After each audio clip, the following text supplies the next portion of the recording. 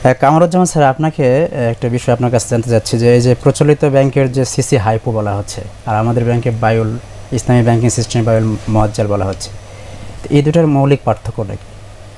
আসলে আমি আগের মতো এই যে আমরা মোরা ভাষায় যেমন সিসি প্লেস, ঠিক সিসি হাইপো কে আমরা বুঝি বায়ু মুআজ্জাল হিসেবে, কনভেনশনাল ব্যাংকে কিন্তু তারা ওই যে মালামালের একটা ইয়ে থাকে। তো সাধারণত যেটা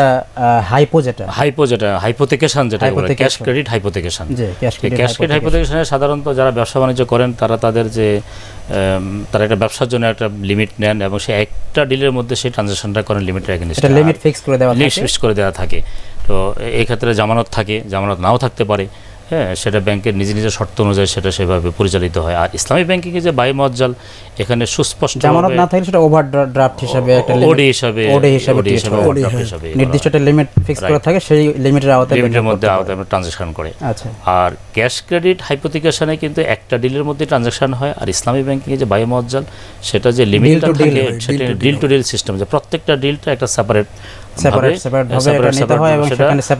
ক্রয় বিক্রয় সম্পন্ন হয় এবং এখানে সুনির্দিষ্ট পণ্য কিন্তু গ্রাহককে কিনে দেওয়া হয়, তার কাছে সেল পারচেজ, আলাদা একটা চুক্তি ঘটে, বায়ু মুআজ্জাল একটা আলাদা চুক্তি হয় এবং সেই চুক্তি অনুযায়ী সেটা নির্দিষ্ট সময় পরে সে পণ্যের মূল্য সে পরিশোধ করে। এখানে একটা বেসিক বিষয় আছে, সিসি হাইপো যেটা সুদী ব্যাংকের, সেটা হচ্ছে লিমিটের এগেইনস্টে তাকে চেক বই ইস্যু করা হয়।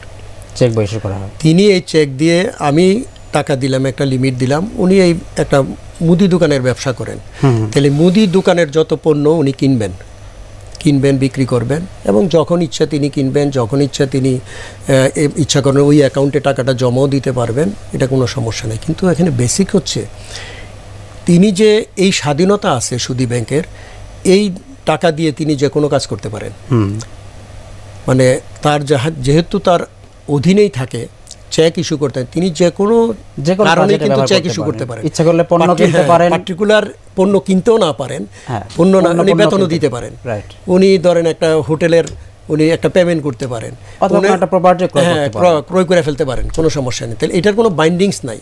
আর সিসি প্রচলিত ব্যাংকের সিসিতে কোনো বেচা কেনার কোনো কন্ডিশন নেই, তিনি এটা ভোগ করবেন আর সুদের যেটা আছে এবং এটা কোয়ার্টারলি সেখানে সুদ চার্জ হয়।